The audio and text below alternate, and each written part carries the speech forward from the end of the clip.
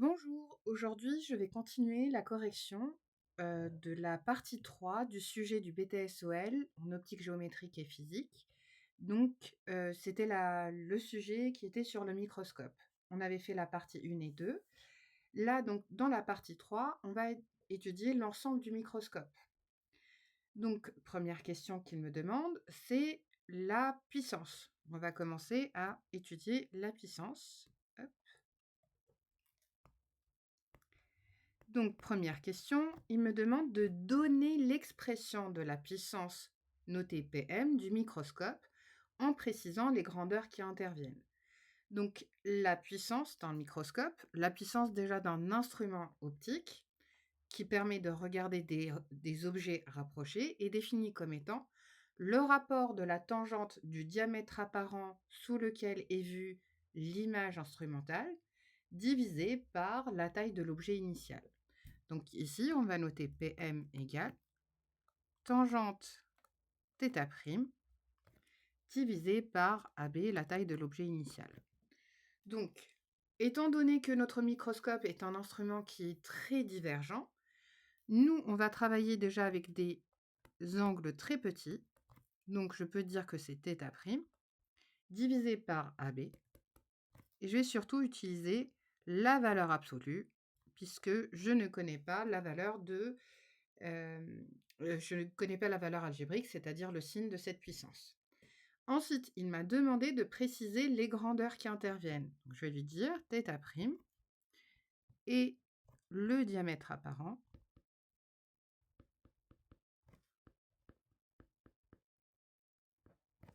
sous lequel est vue l'image instrumentale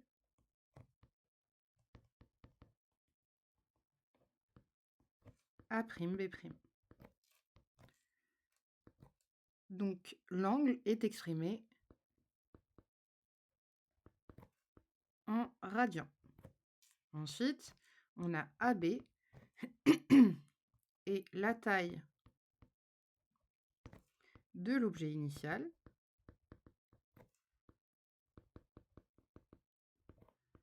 exprimé en mètres. Et donc, PM est la puissance du microscope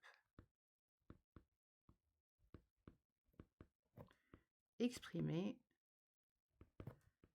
en dioptrie. Ne l'oubliez pas. Ensuite, question 3.1.2. N'oubliez pas de numéroter les questions. Montrer que PM, donc la puissance du microscope, s'exprime en fonction du grandissement Γ1 de l'objectif et de la puissance Poc de l'oculaire, dans les conditions d'utilisation. Je vous rappelle ici que les conditions d'utilisation sont les conditions intrinsèques. Rappelez-vous les conditions, donc ici je vais rappeler les conditions intrinsèques.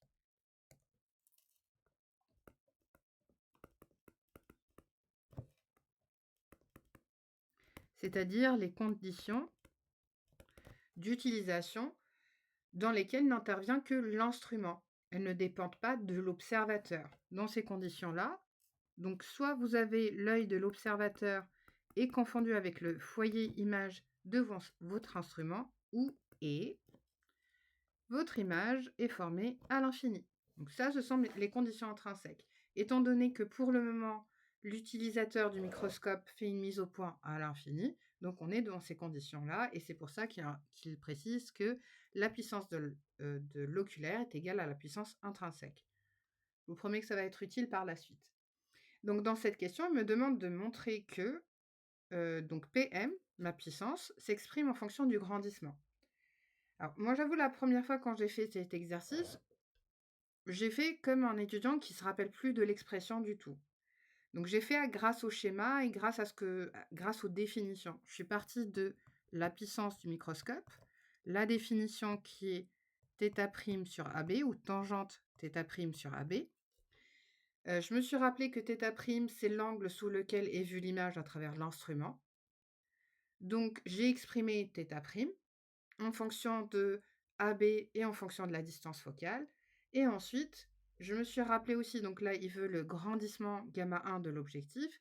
je me suis rappelé aussi de la définition du grandissement. Il y a une autre méthode qui est plus facile. Donc l'autre méthode, c'est quoi? C'est de venir ici et de multiplier et diviser par la taille de l'image à travers l'objectif. Donc pas à travers le microscope, juste à travers l'objectif. Pourquoi? Parce qu'il veut qu'on introduise le grandissement de l'objectif. Je rappelle que notre objectif, c'est la lentille L1, où l'objet c'est AB, l'image c'est A1, B1. Et donc le grandissement transversal de l'objectif, ça va être la taille de l'image sur la taille de l'objet. Donc mon but ici, c'est dans cette expression de faire apparaître A1, B1. Et quand vous multipliez et divisez par la même grandeur, c'est égal à 1.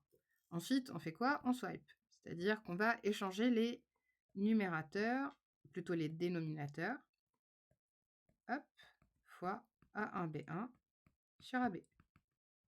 Donc ce que j'ai fait ici, j'ai juste échangé les dénominateurs. Et donc, qu'est-ce que je viens de faire apparaître ici? Ce n'est autre que gamma 1. OK? Et ça, c'est quoi?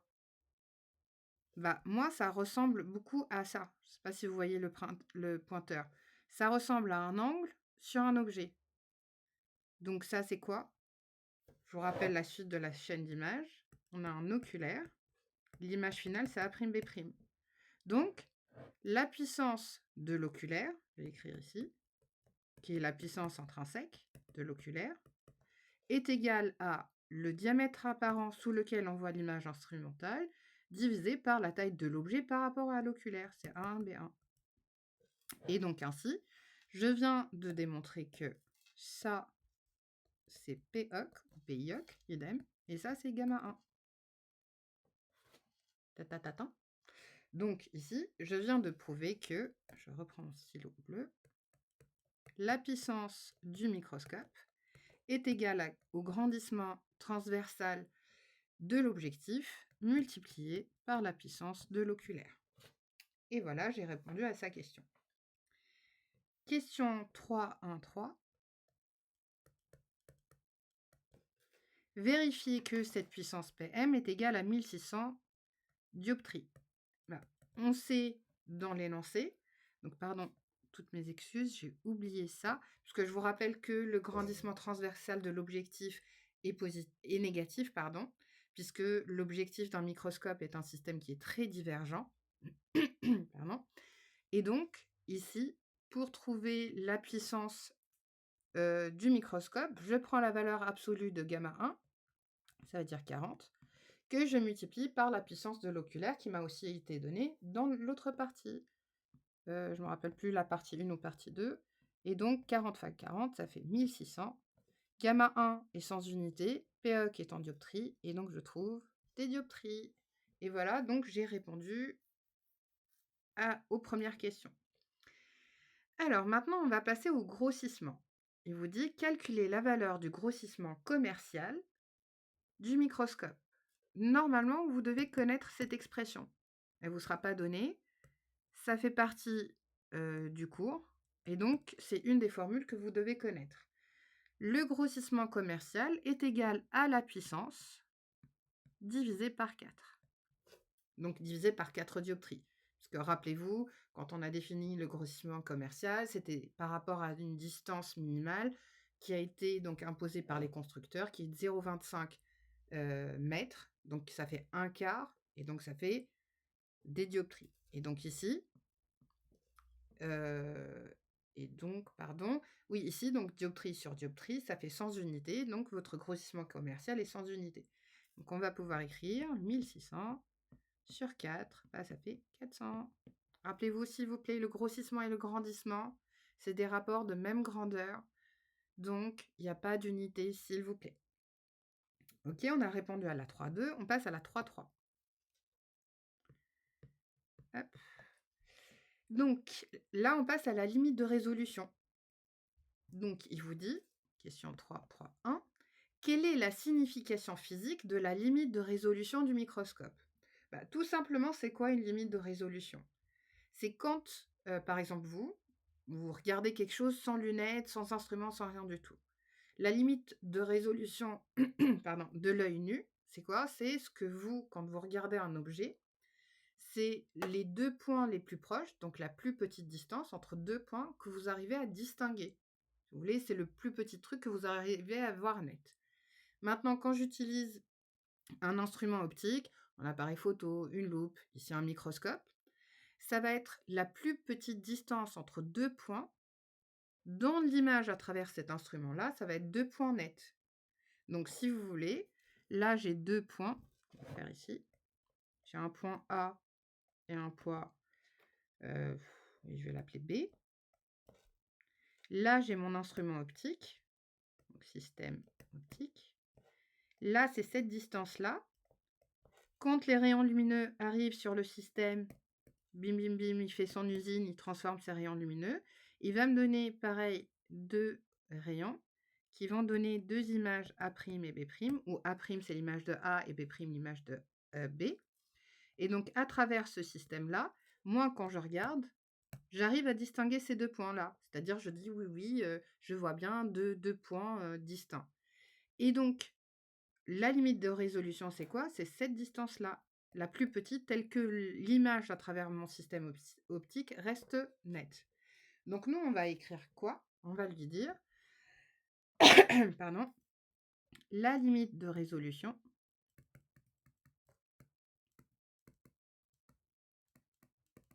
donc essayez toujours d'utiliser vos mots à vous, ce que vous avez compris. Donc la limite de résolution du microscope.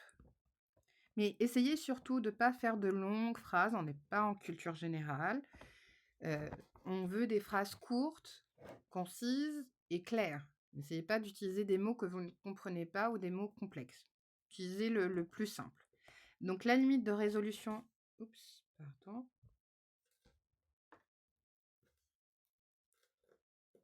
Voilà, désolé. Donc on va dire la limite de résolution du microscope représente la plus petite distance,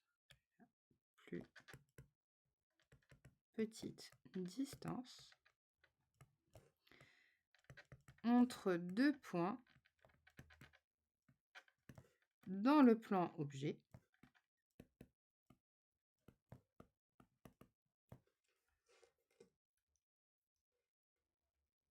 donc la limite de résolution du microscope représente la plus petite distance entre 2 points dans l'objet, dans l'image et 2 points distincts.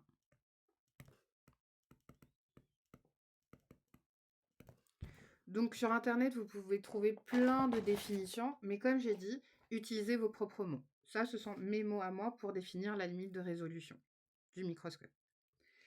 Alors ensuite, il vous dit quelle est la valeur de la limite de résolution de l'ensemble microscope-œil? Et il nous donne lambda égale 550 nanomètres et epsilon, c'est 3 fois 10 moins 4 radians pour la limite de résolution de l'œil nu. Donc, déjà, on va commencer, donc premier point, on va commencer par calculer la limite de résolution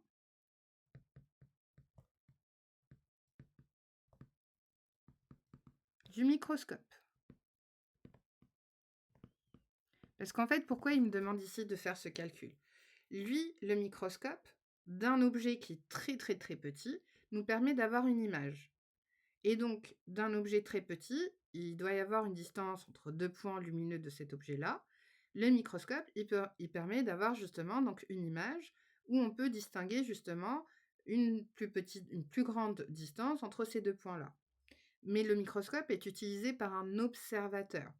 Lui aussi, cet observateur, il a une limite de résolution, puisqu'on n'est pas Superman, on n'a pas un grand zoom dans l'œil, donc il y a une distance entre 2 points qu'on arrive à voir, vraiment la plus petite qu'on arrive à distinguer. Donc ici, il s'agit de calculer la limite de résolution du microscope, ensuite celle de l'œil, ensuite de comparer les deux. Donc première étape, on calcule la limite de résolution du microscope. Ils ont été sympas dans l'énoncé puisqu'ils nous l'ont donné. Il m'a dit que AB minimum, que moi je vais noté ici microscope, est égal à 0,61 fois lambda, le tout divisé par l'ouverture numérique n sinus u.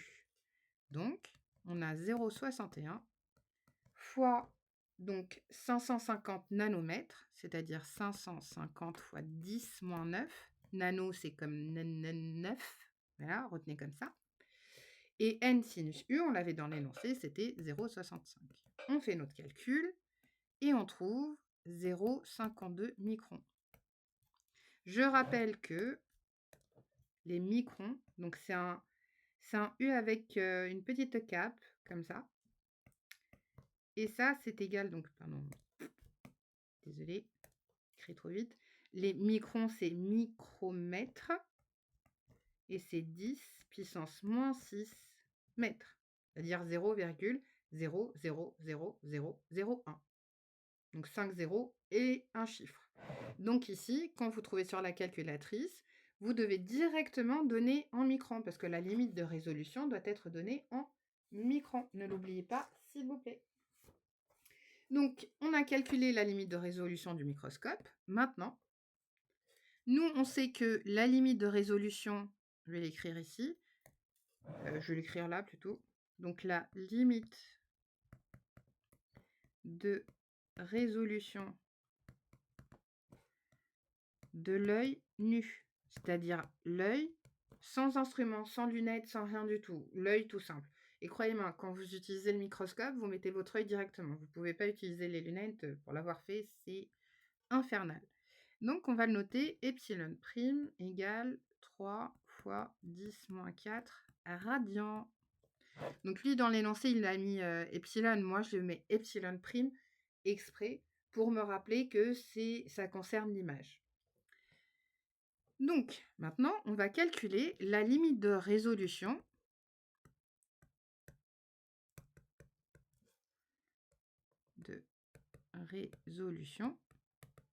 de l'œil à travers le microscope. Puisque vous utilisez votre œil pour regarder à travers le microscope.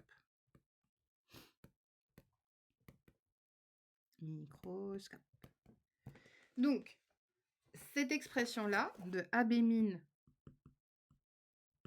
œil, vous l'avez dans le cours limite de résolution, où il vous dit quand vous avez un instrument subjectif, c'est-à-dire utilisé par une personne, pour regarder un objet très rapproché ou proche, l'expression c'est limite de résolution de l'œil divisé par PM. Tout ça, c'est tout simplement quoi? C'est la puissance. Rappelez-vous ce qu'on avait dit ici. La puissance, c'est quoi? La puissance, c'est θ', donc diamètre apparent sous lequel est vue l'image à travers l'instrument, divisé par AB. Donc, pour retrouver la limite de résolution de l'objet, donc de l'œil, à travers votre instrument, ça va être quoi? Ça va être θ'. Donc, on remplace par epsilon prime, la limite de résolution de l'œil, sans instrument, puisque c'est ça ce qui vous permet de voir l'image finale, divisé donc par AB, la taille de l'objet. Vu que moi, ce que je cherche, c'est la taille si vous voulez, la plus petite taille de l'objet que je peux distinguer à travers le microscope. Donc, j'ai un objet, les rayons sont modifiés par le microscope, il me donne une image que moi, je regarde. Et si on regarde à l'envers, je dis, moi, mon œil, ce qui me permet de regarder à travers le microscope, c'est ça. Ça, c'est l'angle le plus petit que je peux distinguer à travers mon œil. Mon œil, il me permet de voir ça. Donc, quelle serait la taille de l'objet, la plus petite taille que moi, je peux voir bien? Et donc, ce qui me permet de le calculer, c'est la puissance du microscope. Et donc, ici, on remplace tout ce beau monde. Donc, on va avoir 3 fois 10 moins 4, divisé par la puissance du microscope, 1600. Et donc, je trouve 1,9 fois 10 moins 7 mètres. Sauf que, rappelez-vous, la limite de résolution, c'est en microscope. Donc, je dois la convertir en microns. Ça me fait 0,19 microns. Et voilà. Maintenant, lui, dans sa question, ce qu'il m'a demandé, c'est Quelle est la valeur de la limite de résolution de l'ensemble microscope plus œil? C'est-à-dire quand je les utilise les deux, bah, lequel me limite? Posez-vous cette question. Si je ne rentre pas dans un pantalon, plutôt si je rentre dans un pantalon taille 44, est-ce que je peux rentrer dans un 42? C'est-à-dire la taille du pantalon la plus petite dans laquelle je peux rentrer, c'est un 44. Est-ce que vous pensez pouvoir rentrer dans un 42? Tout simplement non. Donc ici, si lui, le microscope, la taille du plus petit objet que j'arrive à distinguer, elle est de 0,52. Est-ce que j'arriverai à avoir un truc encore plus petit qui est à 0,19? Bah non.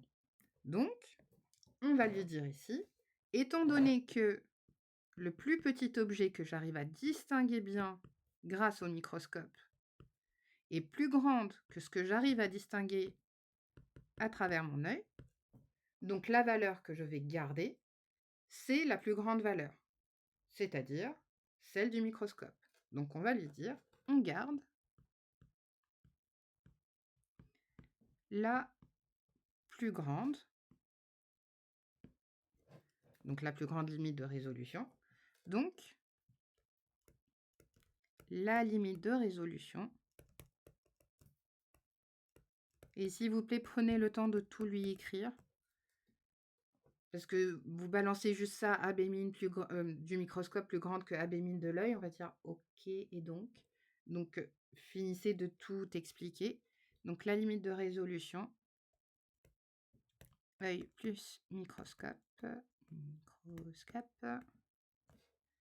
et 0,52 microns.